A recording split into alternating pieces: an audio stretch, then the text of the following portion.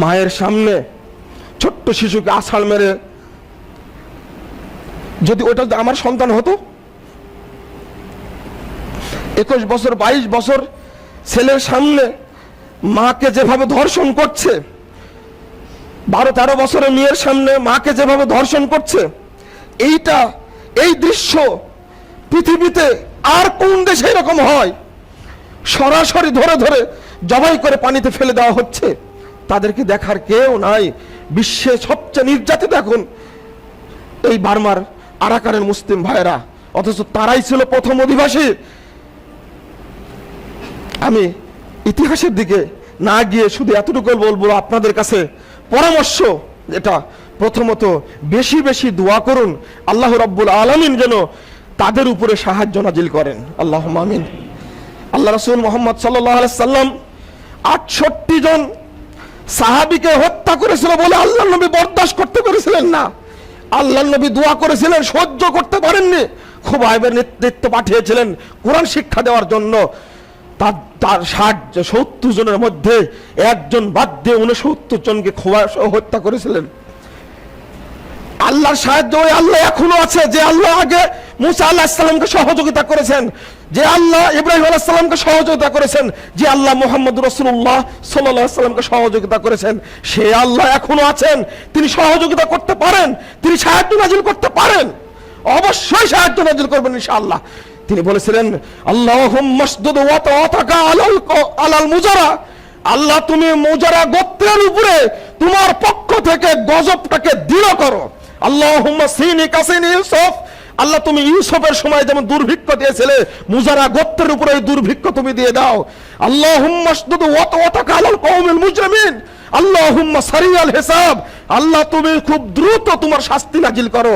আল্লাহুম্মা হযিমহুম ওয়া যালজিলহুম, আল্লাহ তুমি তাদেরকে ধ্বংস করো, তুমি তাদের উপরে গজব বর্ষণ করো।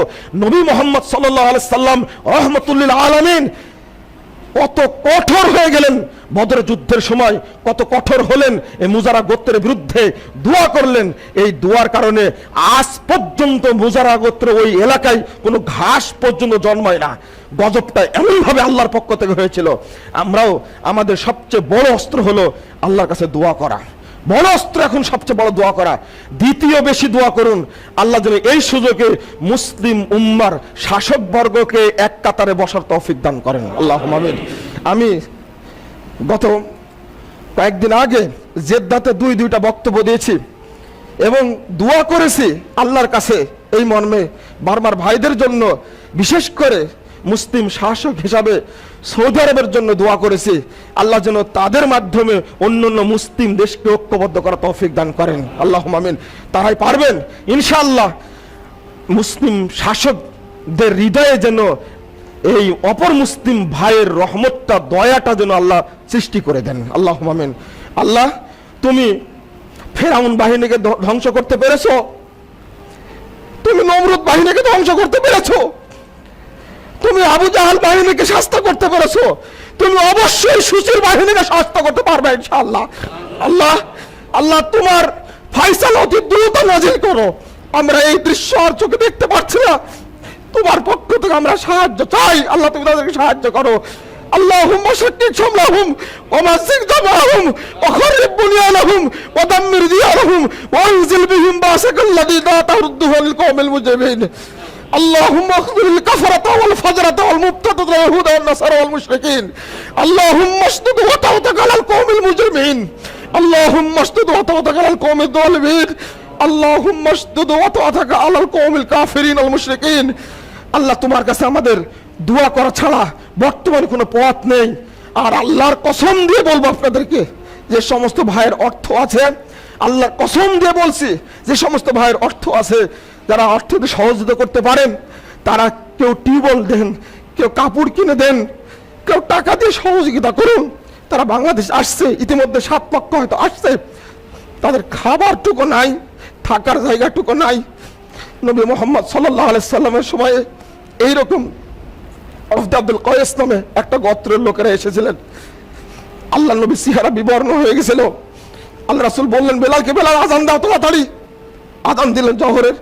তাদের পেটে খাবার নাই, শরীরে কোনো পোশাক নাই, পায়ে কোনো জুতা নাই, এইভাবে আসাতে আজান দেওয়ার পরে বললেন, তোমরা কে আসো তাদেরকে সহযোগিতা করো, মান সান্না ফিল ইসলামের সুন্নাতান হাসানাতান। এই হাদিসটা যখন বলে দিলেন, তখন কেউ খেজুর নিয়ে আসলো, কেউ রুটি নিয়ে আসলো।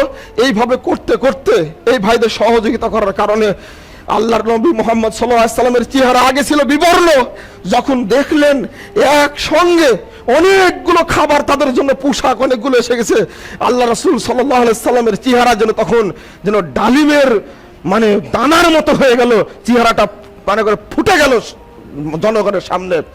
আমি বারবার ভাইদের প্রতি এগিয়ে আসার জন্য, দানশীল ভাইদের প্রতি আমি বিনীত অনুরোধ জানাচ্ছি, যাদের সাহায্য দেওয়ার সুযোগ আছে, আগামীতে যারা জাকাত বের করার চিন্তা ভাবনা করেন, তারা তাদের উদ্দেশ্যে এবারই অগ্রিম আপনি জাকাত দেন। সামনে গিয়ে রমজানে গিয়ে জাকাত দেওয়ার প্রয়োজন হবে না, আপনি অগ্রিম জাকাত দিয়ে দিন, তাহলে ডবল নেকি পাবেন। আল্লাহু আকবার। আমি আপনাদের অনুরোধ করব, যাদের সাহায্য করার সুযোগ আছে তাদেরকে সাহায্য করুন। এই দৃশ্য, বিভৎস দৃশ্য আর দেখার সুযোগ নয়।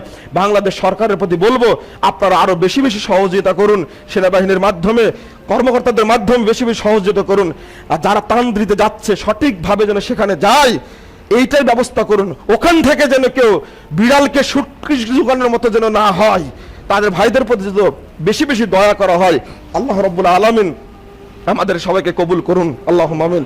আল্লাহ মুসলিম ভাইদেরকে তুমি রক্ষা করো, আল্লাহুম্মা আমিন। আমি কুনুতে নাজিলা পড়বো।